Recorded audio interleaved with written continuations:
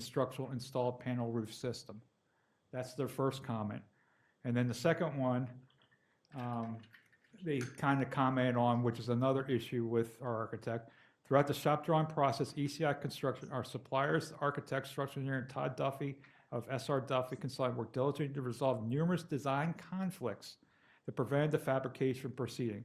The project experienced multiple requests for information, which means they didn't have clear guidance from design, revised shop drawings, which means they didn't have clear plans, engineering clarifications, and owner-issued field bulletins addressing issues such as missing or incomplete beam elevations, column line discrepancies, incomplete connection details, significant revisions within the front lobby, camping area, and changes to the roof footprint after the shop drawings had already been initiated.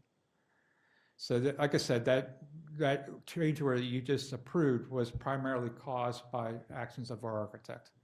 And that's why I requested the formal termination of the contract. They have not been working since April when we gave them a stop work requirement at that point. And since then, I've been doing all the approvals, since I am a registered engineer, so I can do that. But they have not been working since April, but I just wanted to formally do that step, and we will be meeting with them to discuss some of these cost overruns and possible financial solutions to those cost overruns. Thank you. All in favor? Aye. Aye. Motion carries. Settlement agreement between the township and Site Prep Inc. for the West Hanover Township Municipal Complex project. May I have a motion to approve the settlement agreement with Site Prep Inc. for $215,000 as presented, subject to staff and solicitor review? So moved. We gotta do this together. You got a second. A lot of unison up here. Motion by Mrs. Carl. Oh, thank you. Second? Second. Give it to Kyle, it's fine. Give it to Kyle. Second by Mr. Miller. Any questions? Would you like us to explain that real quick for the Go public? ahead. So this is a result, there was an issue related to the strike of the PA American water line. There's a 72-inch water line that was not properly marked out by the utility company. So there was a legitimate claim by the contractor. The dispute was the amount of monies that the contractor was asking for versus what the township felt were reasonable expenses as a result of hitting that water line. But there's no question about Site Prep. They did have a legitimate complaint and a legitimate issue with the fact that they hit an unmarked water line, and there is no denial by PA American that they were not the cause of this issue. So this was a resolution to that conflict. They had a much higher number than what we thought was reasonable, and we went through a 12-hour mediation session. Myself and Chairman Bear sat in with Site Prep and a mediator, and we had two very different numbers, and we came more into the middle with our final number between both sides, and that's what this number represents. But to give some perspective, they started off at 600,000, and we were at 30,000, and we ended up at 215,000. So there was compromise there. And the other thing that was written into that agreement was no more change orders from Site Prep from this point forward. So we got all this grass seed work that's going to have to be redone and stuff like that. That's basically at the cost of the contractor to do that work now. They could potentially come back a little bit for the drought conditions we had in June and early July as a cause of some of their issues. But with this agreement, they're waiving that requirement. So really, this gives us a final closure with what our costs are for the project. And that was what was negotiated at this mediation session. But it's not anything disparaging with Site Prep. They did have a legitimate complaint. It was just the magnitude of the complaint that was in question. Thank you. All in favor? Aye. Motion carries. And just for the record, I was the only one in that room that didn't get paid. You got a lunch though, right? I got lunch, Yeah. not dinner. Do we want to make a motion to amend the agenda? Yes. Should I pass that to Mr. Russell or Mr.? Mr. Chair, request a motion to add to the agenda pay application number 12 for site prep, which could not be resolved until today with a field meeting because of the timeliness of the agreements and everything else we've been working on. So we're asking for the exception to the 24-hour rule and have a motion to add to the agenda the pay application number 12 for site prep. Can I have a motion as stated by Mr. Russell? So moved? Second? Made by Mrs. Carl. May I have a second? Second. Second by Mr. Shandersky. Any questions? All in favor? Aye. So the motion for this one is going to be a motion to approve pay application number 12 for site prep for an amount of $116,364. It could be varying a little bit when they do their math with Excel, but that's a rough number at this point. We negotiated with them today when we had a meeting with them at 3 o'clock that we would reduce their retainage from 10%. So right now, 10% of their bills that we still owe them is retained. It's called retainage, and they will get that with their final bill. This is not the final bill. We negotiated reducing that to 5% and leaving over 30% of the pay item for seed and grass as still unpaid. So we're holding that money until the grass and seed issue gets resolved. They agreed this fall that they're going to come in and they're going to split seed with our ryegrass, and which is a little bit more durable than the bluegrass we put down. And they're going to fertilize. And then next spring, in early March, they're going to come in and put a weed inhibitor down to kind of keep the flowering weeds that we got growing all over the town area here now from coming back up. After that is done, then the township is going to start taking over maintenance at that point. We're not going to get to 90%, but it's going to look a lot better after those two steps are done. We're realistically talking with our own landscaper. We're probably on a 2-year process to kind of get it to where it's going to really look all grass at this point. But that's the kind of the compromise it was kind of negotiated and agreed upon. And this invoice represents is that we're holding additional monies right now for the seed and grass to hold them accountable for doing that work. Did you get that motion? I could read it for you again, Mr. Chair. You want me to? Yeah, well, go ahead and read it. So So, Mr. Chair, the motion is to approve pay application number 12 for site prep in the amount of $116,364. may I have a motion as per Mr. Russell? So moved. Motion by Mr. Miller. May I have a second? Second. Any additional questions? All in favor? Aye. Motion carries. No parking restrictions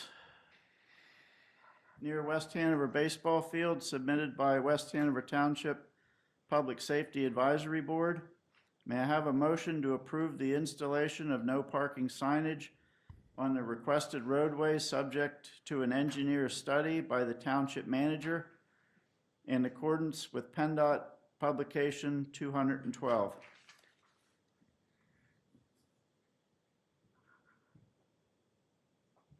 I'll make that motion. Everybody's had any questions, I'll happily answer them. Motion made by Mr. Miller. May I have a second? A second. Second by Mr. Shandersky. Any questions? Hearing none. All in favor? Aye. Motion carries. I think Deb had enough.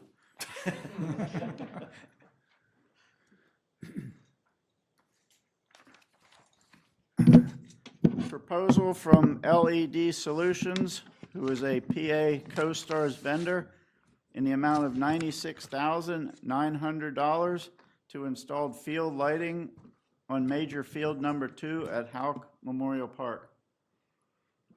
I'm assuming you're going to, Yep, I can guide you through this a little bit here. Ultimately, this has been an ask from the Baseball Association for many years, pretty much since I've come on board here. And it was always just out of reach as far as, budgetarily. I had gotten a quote about 5 years ago that came out to over $150,000 for field lighting. And it was just a lot of movement within the Baseball Association board, members kind of going out, coming in, where, different priorities, and it just never aligned.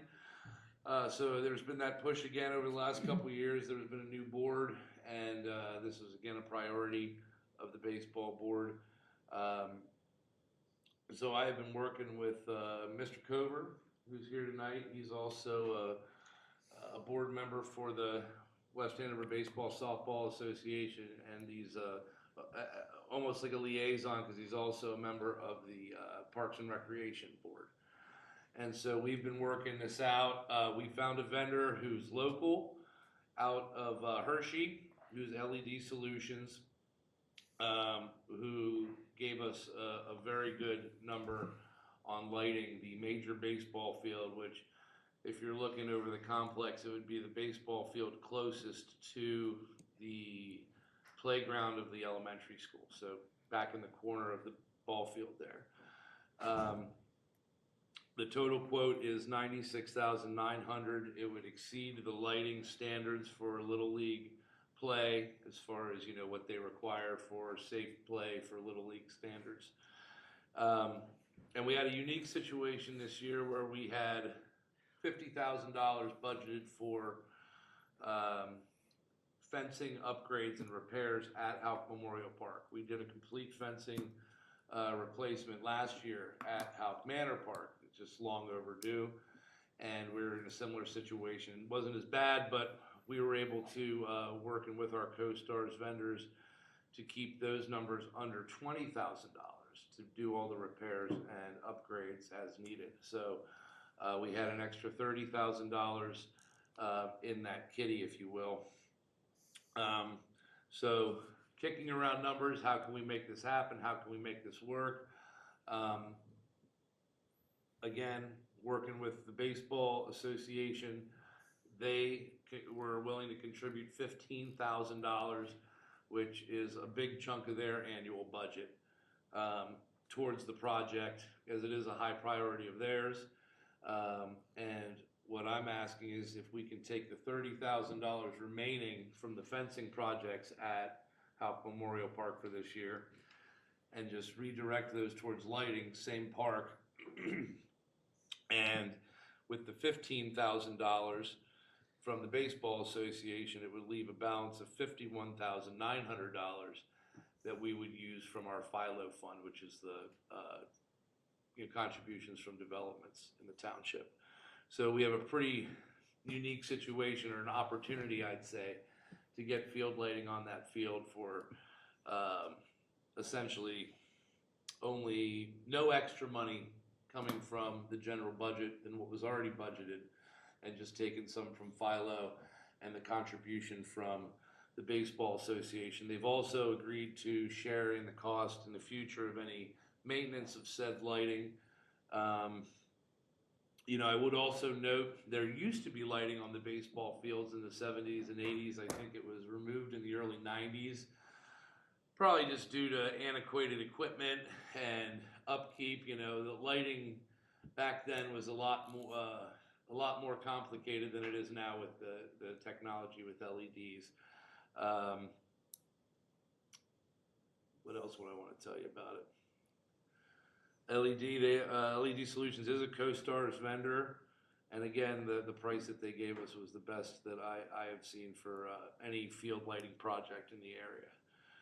So that is the ask. Again, Mr. Cover's here. He can answer any questions if you have any from a baseball association standpoint. And I'll also throw in, when I was a kid, us West Hanover kids, we'd go over to Hershey to play. And Hershey had the fields, had the lights. And when we went out there, it was, you felt like you were playing in the big leagues. It was a really cool experience, and so the opportunity to bring that experience for these kids. And baseball is also, I'd say, the biggest. Baseball, softball is the biggest recreation program in the township, serving over 250 kids each year. And it's a very hands-off program for the township because it's managed by the association and all their volunteers, which is a huge undertaking and a lot of work that goes into that. I get to see that from the backside. And all we do is really provide the facilities and upkeep the facilities. So that's the ask, and I'm happy to answer any questions. I'll also note that I did reach out to the neighbors that were the closest in proximity to where the lighting is, and I did explain the type of lighting. It's not a general area lighting like a parking lot light, which is meant to spread.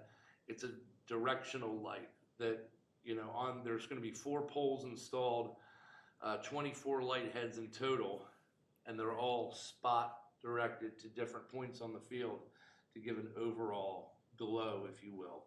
But there's very little spillover, and per the engineer that put together the lighting design, the spill beyond our property is 0.40 foot candles, which is compared to a very dim lighting. I don't want to say the neighbors would never notice the lighting because obviously there will be that glow, but to the property lines, it's a very, very small spill out to what they would experience and wouldn't affect them. And I did reach out to those neighbors, and I have not heard any comments or objections from them. That was my question. Was there any complaints? And you're saying there's none. Nope.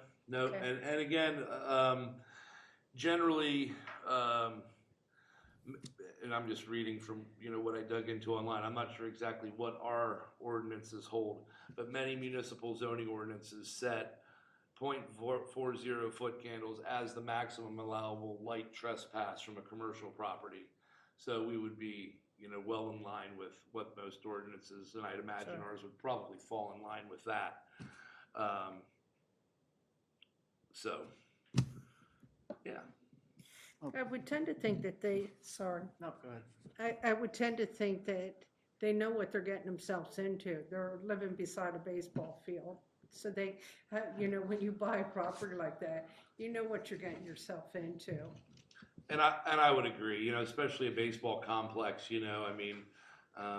but we still, wanted to make sure and at least reach out to them, give them the opportunity to come and say, hey, we don't like that, or, we don't, and haven't heard a peep, so. Will you be postponing the fencing repairs till next year, or is? No, we were actually able to complete, so we budgeted 50,000, and I was able to contract the repairs and the upgrades for just under 20,000. Oh, okay, so it's all So done. we'll be able to complete, in all actuality, the cool thing about this project, and one of the reasons we were able to get this pricing at this point, is because this work will all be completed this year. So by spring season, the kids will be playing under the lights. And there's also other, not totally sugarcoating it, but there's opportunities then too, where we had some opportunities this year where we were able to draw some revenue from tournament play that came into the township, because they do like our facilities, and this is one of those things that would make that attractive too, because it would add another couple hours of playtime availability. And when you bring in those tournaments, not only is the Park and Rec receiving revenue, but they come from out of town, they come from out of state, they come from all over. Travel ball is huge. I personally don't like travel ball. I'm a rec guy, and rec ball it declined because of all the travel ball opportunities. I don't like it because there's a lot of money in it, and the kids, if you play rec ball, it doesn't matter what your financial status is. If you have 3 kids, 4 kids, you are able to play your kids in rec ball. If you need financial assistance, I mean, the Baseball Association even offers opportunities for financial assistance for families that wouldn't be able to pay the full registration fee, even though it's a low registration fee. Once you get into travel ball, the prices are way high, thousands. So I don't like it for that reason, because it excludes kids that would normally be able to play in those venues, and they wouldn't be able to. But that's my personal thing. But anyhow, it would bring people into the area. They'd spend money at restaurants. So I'm not saying it's going to be a huge uptick in the economy, but it will certainly serve, our local businesses like JoJo's will certainly see the uptick, and other local, small restaurants, like the Dog House, and some of those places would see the uptick from the travel balls teams coming in. I know what the benefits are technically as far as you get a lit field. What's the benefits for the teams? I mean, how, are they gonna be playing 7 nights a week till 10 o'clock at night? No, or no. what- So essentially, they would be able to finish their games. A lot of times games get called early on account of darkness, so they'd actually be able to play the full games. They'd be able to have, like, if it is a full day tournament, they'd be able to have more of a full schedule, and that would be like the showcase games would be played under the lights. That it's again, I go back to when I was playing in Little League, and that experience of playing under the lights. It really is a different experience for the kids, and it's almost like a magical kind of thing. But yeah, it would give them a lot more flexibility scheduling wise for the games. Because sometimes games start, and Anthony could probably speak to this more than I. You got to schedule games to start at 5 o'clock to be able to have them finish in time with the sunlight. It's tough. It's tough to if you're a working family and your kids are in school, to get them. Sorry. To get them, fed and changed and get home from work and get over to the fields, it's difficult. So it gives more flexibility to the families, I'd say, as far as that goes. But, Okay, thanks. Sure. No, I think this is an excellent idea, and thanks to the the Baseball Association and Parks and Rec for pursuing this. I'm assuming we checked all the boxes on noise ordinances, and you mentioned the lighting and things like that. I mean, we talked tonight about Prologis. I know that's construction. Didn't you said construction 9 p.m.? What is it with like recreation and? I'm not sure about the noise for recreation, but I can tell you right now about the foot candles. It's 2 foot. It's 2 foot candles at the property line for recreational uses. So We're well under. we're well under that requirement. Okay. I'll look up the noise in a moment, but there are exceptions for certain things, including recreational activities. And that might be something we want to keep in mind when we do the nuisance noise ordinance, to make an exception or something. Well, I think there is something not obviously we want to play nice in the sandbox with everybody too, but I think there is an exception for recreation or for ourselves within our own ordinances. Like our grass that's growing outside. Yeah, that's right. That's right. Our weeds. Janet hasn't been chasing Scott around, but we would be exempt from some of those. Okay. I think, especially being a recreation, it has a different type of use, and Sure. I think the nuisance ordinance that's going through now has exemptions for activities that are permitted. Having a permit, like festivals or concerts or things of that nature. I don't remember if baseball was in there or recreation. yeah, and we are working with young people here, so these aren't kids we'd want up after a certain hour anyway. So that could be something where we could set parameters between us and the Baseball Association to say, listen, or I could even program such to where, like, we set a certain point to say, okay, listen, game's got to be done by this time. Lights are out. You guys are gone by 10 p.m. Like, that's the latest, you could be on the property. And most of the parks are, and that's kind of a gray area too, because technically all the parks are open, you know, sun up to sundown. But we have lighted baseball or basketball courts at Lanker. We have lighted tennis courts, you know, so it's like, yeah, but, you know, it kind of defeats the purpose of having the lights. So we make exceptions. But we also draw a hard line to say, okay, 10 o'clock, everything's out, you know, everybody's gone. So, and I think that would probably be beyond what they'd ask for the baseball games. I just wanna say, I think it's great that, I don't know who was all involved, but you literally found 3 different culprits to pay for a project. And I think that's what it takes some days to get some of these bigger projects done. I would certainly commend you guys on putting that together. And I want to thank Mr. Cover for doing the legwork and working with the Baseball Association. Because again, you know, without disclosing their finances, that they don't carry a lot of money. I can tell you year to year from working with the different boards over the years, and this is a big chunk of their cushion. So they're really, you know, putting it on the table But to it get definitely this. shows that they have something in it, and that, you know, so I think that's great. I appreciate the Baseball Association doing that, and I appreciate you guys finding, like I said, finding 3 different culprits instead of just going to the general fund and asking for $100-some thousand. Right. You guys kind of put 3 things together, and I think that's awesome, so. Thank you. Appreciate that.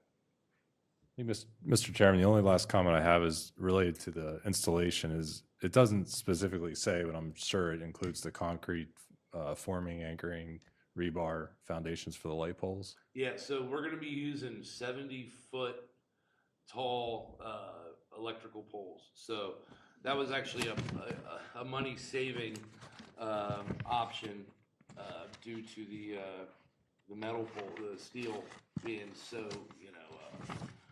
So yeah, as far as that, I'm going to be honest, I've never been involved. We did the poles at the softball fields, and those were only, Dave, do you remember? I think they were like 40-foot poles. So this is beyond what I've seen, but I can tell you that the contractor that because I asked about the same thing too. Now you asked a little more detail about how those are, but Bittner Electric is a big contractor locally that is known for their pole setting. That's who set our poles up at the softball fields, and that's the contractor that he uses to do the pole set that he's going to be using for doing the pole setting at the fields there too. So although I can't answer your question specifically. Yeah, I think mainly I would just make sure you're getting signed and sealed drawings from an engineer that can handle that size of pole. Yes. And we don't have any liability issues if windstorm or something would knock it down, that, you know, the foundation. I know I'm getting into the details here, but Sure.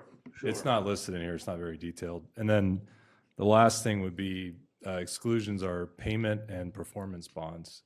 I don't know if our solicitor had a chance to review that, if there's any concerns that they're not providing those bonds. Sure, and I can say too that there is an option. I think it's 1.5% of the total contract price to include that bond, to include a performance bond that we would have to pay above and beyond. So that is an option that we would have. I did not include it. Does that note that? Did you see that in here? Yeah, it's page 2 at the bottom. It says or in the middle, it says exclusions. It's the first one. Okay.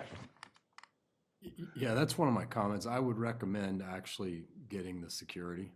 Okay, it does say anything in here about the, oh yeah, 1.5%. Okay, so if you look at the last page, if you need payment and performance bond, please sign the line yes below to request it. The cost of the bond is 1.5% of the total contract value, and once requested, the fee cannot be refunded. I would be more than happy at this point to amend the total and add the 1.5%. I left my abacus in my other shirt.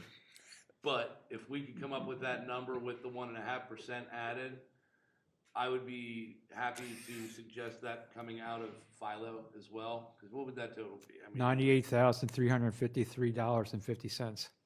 There you go. Say it again. $98,353.50. so that would be the new total with the 1.5% added on. So it's an additional $2,000, or no, less than $2,000. Yep. And I'd be happy to, you know, add that on there if that's acceptable.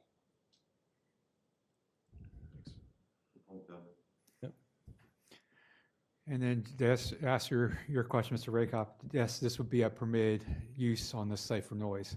Okay. Unamplified voice is not subject to the noise ordinance. And intermittent noise of the crack of a bat is also not subject to the noise Okay, ordinance. because I knew it'd be more than 60 decibels, so. Yeah, so those are two exemptions, but we will probably, with our new standalone noise ordinance, kind of clarify that in block parties and a couple other things. There's one about permitted use, and then even for a block party, something like that, where you have neighbors sign off on it and come in and have an ability to petition the board to allow something beyond 9 o'clock at night. So there's going to be some flexibility in the sound ordinance.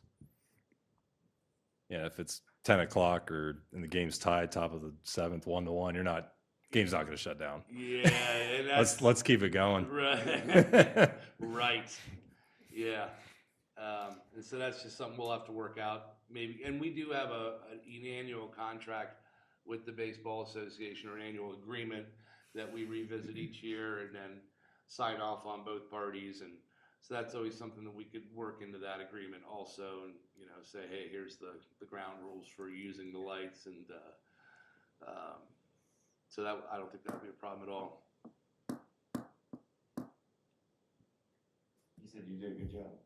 What's that? You said you did a good job. You don't even need to get up. Any other questions?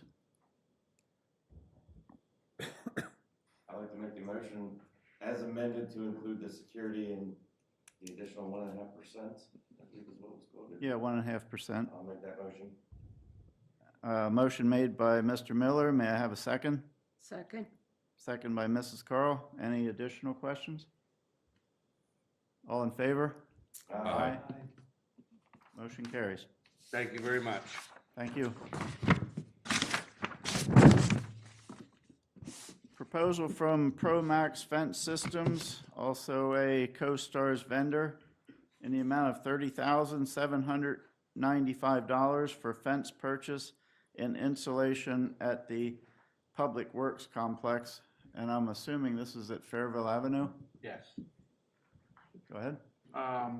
We've been having some problems with kids, mainly in motorcycles, getting into our property from the back.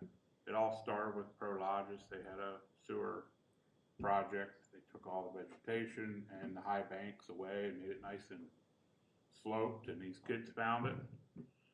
And it also gave them easy access to our whole complex from the back, which never happened because of all the vegetation. So I don't know.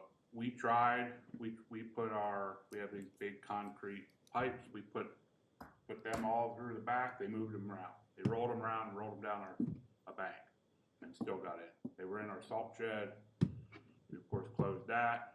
So also anybody else would have been able to do that. So I went to the neighbor and talked to him about it, the trucking outfit there, and he put some barricades up, which would stop vehicles that easily could have got to the back of our property, but you're not stopping motorcycles. Will it go the whole way around the facility? It won't. I didn't go all the way around because there's such high banks on both sides that I went where I felt like a motorcycle couldn't get up. So kind of on the north side and the west side? It would be the south, the north, and the west. Oh, okay. Is that where the future garages were going to be placed, right? And so it left that gap? No, this is at on the old, facility. Oh, the old Yeah, facility. 402. Wow, gotcha. on Fairville Avenue. Gotcha. I'm And we're tracking not, now. the other problem is we're not there like we Yeah. used to be. Right. Now, we have caught them, and we told them, stop it. They came back. You didn't use your forceful voice. I didn't, no, I didn't, no. And they're kids, most of Yeah. them, so. Well, summer's about over, so It we're is. back in session. Well, and fences do a lot of good. With barbed wire. It does. There's barbed wire on top of these fences. that's even But this, better. this is obviously an unbudgeted item, but we have Yeah. money in the budget to cover this at this point. We are, like I told you, exceeding budget expectations, and we're also well under budget for what we had budgeted for the building project, so, at this point, so we do have the money to pay for this fencing project. Any other questions? Just a comment that if the fencing doesn't work, we can probably put, cameras in, after, Yeah. if it don't work. Yeah, Yeah. Yeah. Juveniles, do you think? yes. Yeah. Okay. May I have a motion to approve the proposal from Promax Fence Systems? Motion made by Mr. Miller. May I have a second? Second. Second by Mrs. Carl. Any additional questions? All in favor? Aye. Aye. Motion carries. Thank you. Thank you. Good job, Dave. Thank you. Hiring of an HR generalist. Thank you, Mr. Mr. Russell, do you want to Yeah, thank you. elaborate? So when I came on board, I'd given you, after 90 days, an initial assessment of things. And one of the areas that I just felt that we have a pretty big weakness on that we need to address is just HR in general in the township, and some issues observed, and some needs to update and become compliant with federal and state labor laws. And so what I'm looking and asking the board to consider is to advertise an HR generalist position. This would probably reflect about 20 hours of work for that person, and there would be other additional tasks that we had talked about that the journalist would do to, would assume in terms of work. But this is just something I feel is really kind of needed. I can't go into all the HR details. You guys are aware of the issues, and we can't talk about that in the public forum. But this is something that's needed. It would greatly assist. I'm still the HR manager, but I need someone to assist. I'm really kind of feeling a little bit overwhelmed with that and the other work that we have right now going on. So I'm asking for consideration. We did have a budgeted position for an assistant zoning officer for 2026 that we did not fill. So technically, this position would not be increasing our employee count. It would be maintaining our budgeted employee count for the year at this point.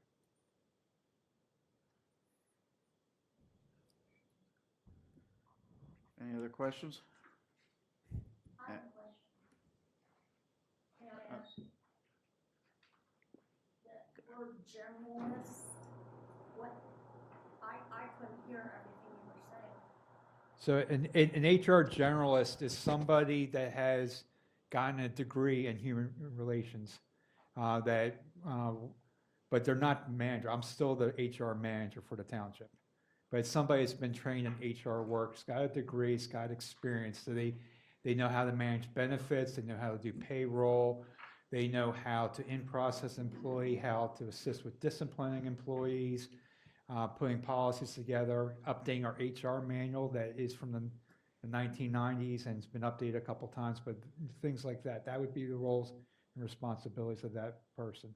And a lot of that responsibilities already fall within the finance director, correct? It falls right now actually with our bookkeeper, Tara. Is Your what? with our bookkeeper, Tara. Is Oh, the bookkeeper. doing that. She's right now administering some of the benefits and payroll and doing those type of responsibilities. Okay, and how many employees will that be for everybody or just this building or? That would be for all the employees and also our part-time hires in the summer with the playground that we run. Those are the type of activities that we do. The person's responsible for helping me with all that. Thank you. Yep. May I have a motion to authorize the creation of the position and advertise the hiring of an HR generalist? So moved. Motion by Mr. Raycup. May I have a second? Second. Second by Mr. Miller. Any additional questions? All in favor? Aye. Motion carries. Second public comment. Please come to the podium and state your name and address for the record. Well, if Mr. Holmes is still here, this is Linda Returns, 8,000 Rabbit Lane. East If of Mr. Holmes is still here and the board is available, now I want some kind of a commitment that we can have some shells at the old firehouse building. I want it resolved. He gives me a problem every month, so. I was working for you, Linda. Now, Mrs. Turns, now you had told me about how fat I am. Yes, sir, yes, sir. That's why I need 2 offices. You behave yourself, you know? I'm a senior citizen here, you behave.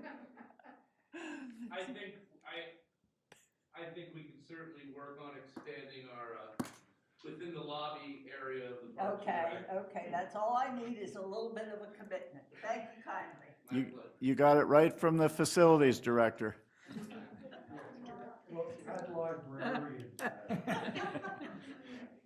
Any other comments?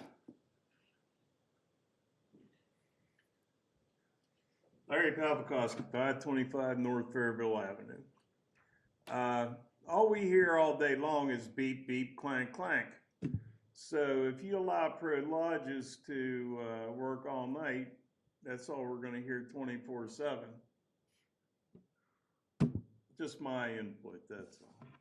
Thanks. Thank you.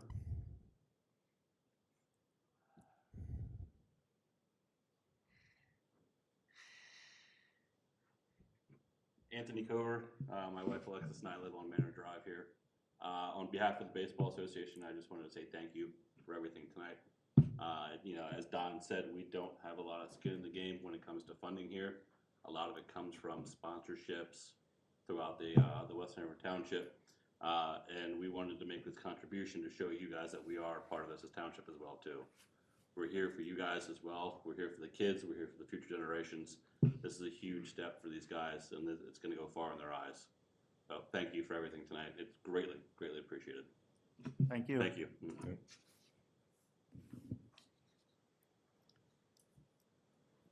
Any other public comment? Hearing none. Mr. Holmes? Yep. You're up again. And I just had a couple of things real quick that maybe I can fold from a public comment into the Parks and Rec report.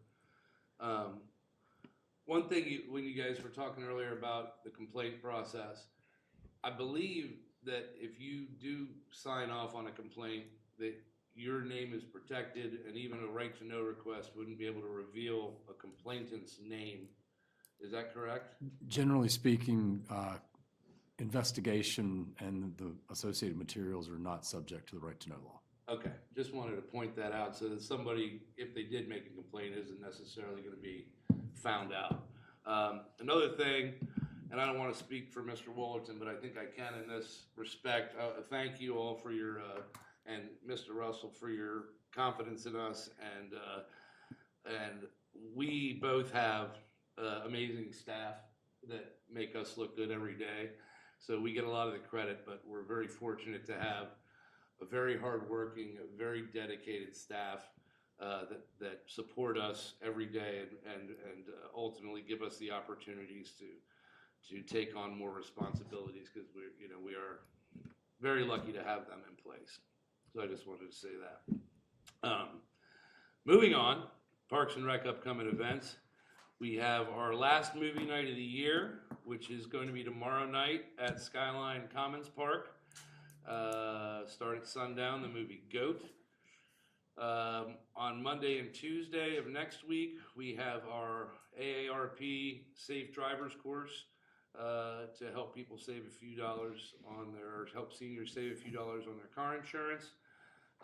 September 8th, we have our blood drive with the Red Cross from 12:30 to 5.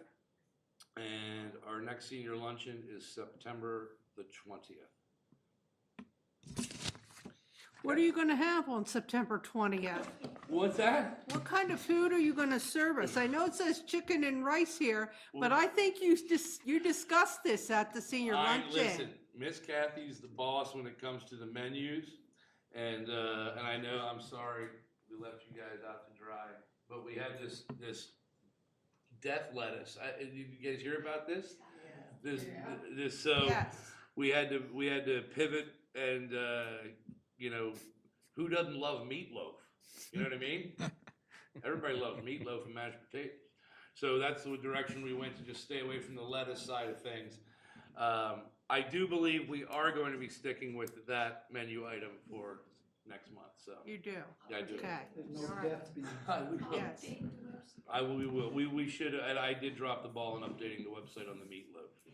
I thought you could all smell it from the rec center. Oh, don't rub it in, Linda, come on. I'm in the doghouse over here. So if anybody else has any questions, I'd be happy to. Okay. I just want to give Mr. Holmes some credit too. We have our ribbon cutting ceremony next Thursday on the 27th from 1 to 3 p.m. He's been putting it all together. We're going to have our elected officials there. There's going to be a press release. We might have press show up. Who knows? Don't know if they will or won't. I know the board's all aware, but for anybody in the audience, it's open to the public. It's going to be advertised on Facebook with another reminder and on our website. So if you want to come and participate in the ribbon cutting ceremony here, 1 to 3 p.m. Indeed. Thank you. Thank you, Mr. Holmes. Supervisor comment. Start with Mr. Miller. Mr. Miller, I'd just like to commend Dave and Donnie. I've known Donnie a long time, worked with Donnie a long time in different things. I think Dave and I this summer have worked a lot more than either one of us really want to with all these storms we've been having. Dave and his crew have been very responsive. Sometimes there's just trees and issues that are too big for the fire company to handle. And Dave's been Johnny on the spot, not hesitating to answer my call or my text message, so definitely greatly appreciate that on behalf of the fire company. So yeah, definitely commend you both on your new titles. I think they're well deserved. Probably the only other comment that I had, something that was rolling around in my head, we were kind of giggling and laughing with two different motions earlier this evening, one relating to the architect services and the other one to the settlement. I think the important thing to take from that, the residents to take from that, this board was unanimous. And it was pretty obvious how multiple people were motioning and seconding, you know, this board was definitely unanimous on those decisions.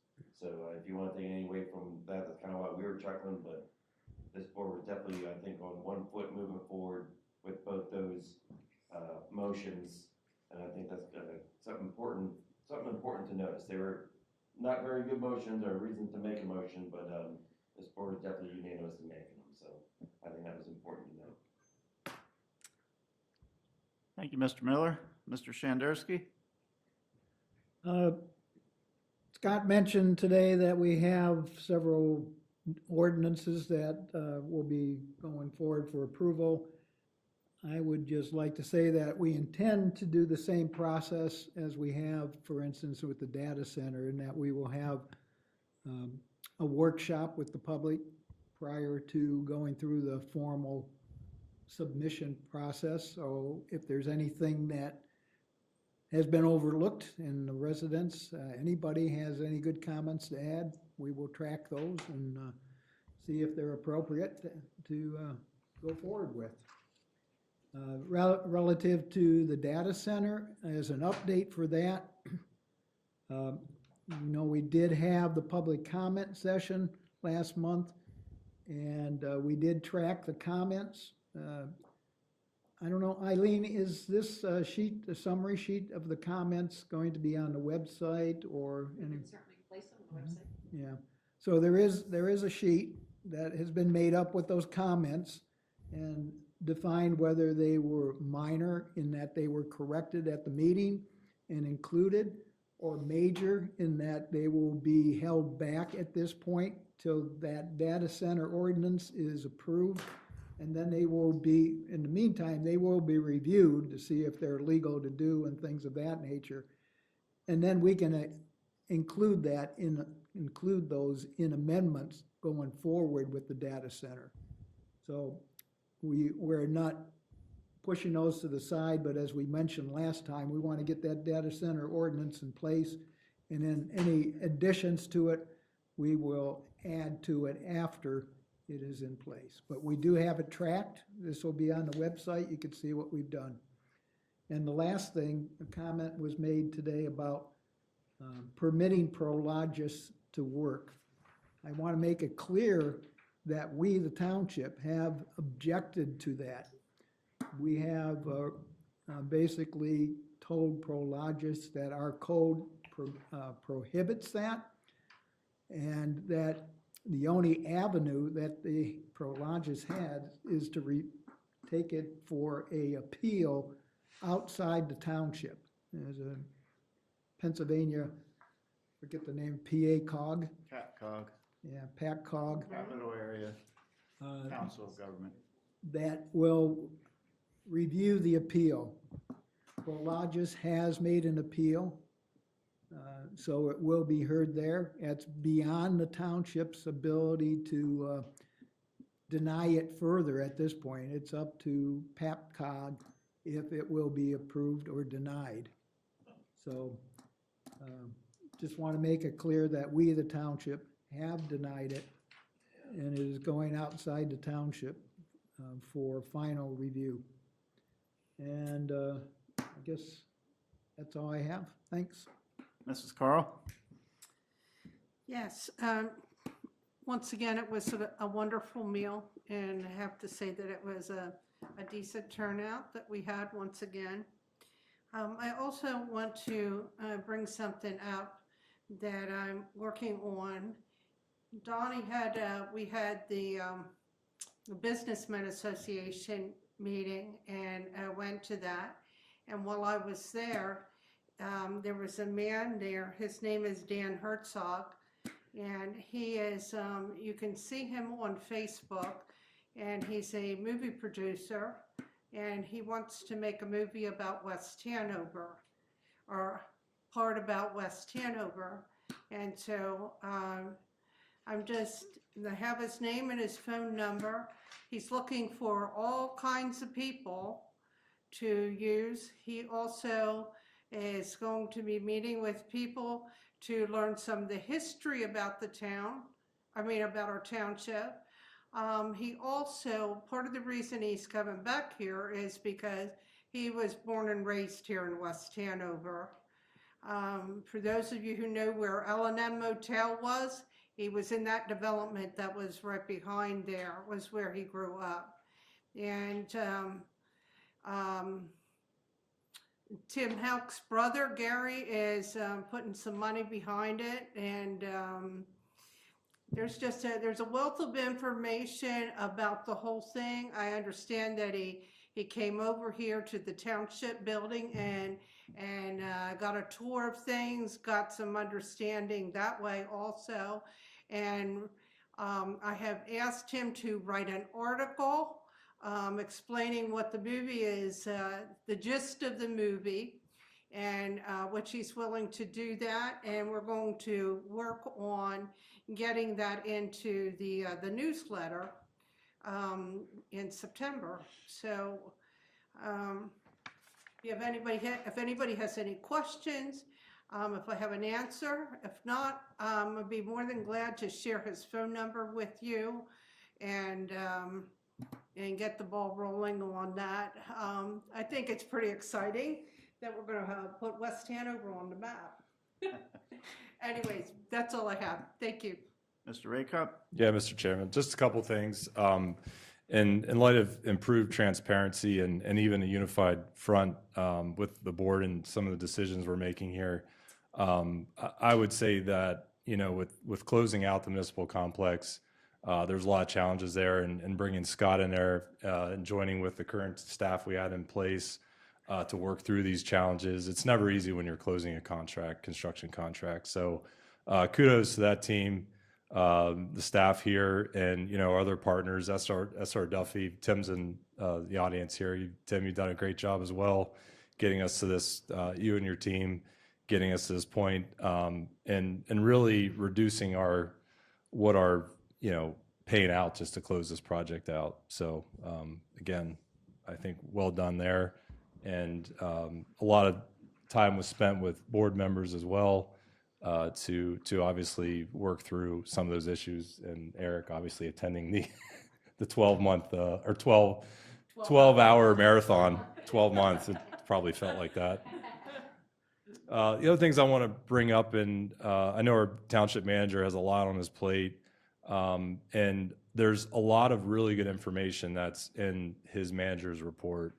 And, we've talked about this, and, not only the manager's report, we have the engineer's report, which brings up a lot of the saldo or land development approvals and the status of those, the Parks and Rec meeting notes, the sewer authority, what the sewer authority is up to.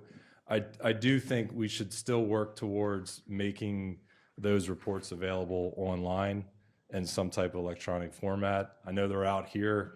I don't know how much foot traffic you get with people coming in here to get the reports, but I do think in improved transparency, if those reports are available, and if you looked at our township manager's report, you could look at things like what's the update on the South Oak Street and 22 intersection improvements.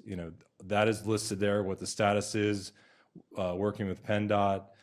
That stuff would be at everyone's fingertips. And I think a lot of the comments that we see online, and unfortunately we can't in our position respond to a lot of social media comments. We have all the information, and the residents can have all the information too, and they're really all in these reports. So I do thank the staff with all the information that you prepare on a monthly basis as well to improve transparency. That's all I have. Thank you, Mr. Rakup. I too will be happy to go through a meeting that doesn't have the West Hanover Municipal Complex on the agenda. So it's a long time coming, and it's getting narrowed down. Also wanted to thank Dave and Don for your promotions and your good work, and all the staff of the township. I think we all do, everybody does a very good job at what they're here to do. So hearing that, one more comment. Executive sessions were held on July 23rd, 2026 from 6:47 to 7:35, August 11th, 2026 from 2:30 p.m. to 3:30 p.m. and tonight from 5 p.m. to 6 to discuss pending legal matters and personnel issues. That being said, may I have a motion to adjourn? So moved. Second. Motion from Mr. Rakup, second by Ms. Carl. Thank you all for coming.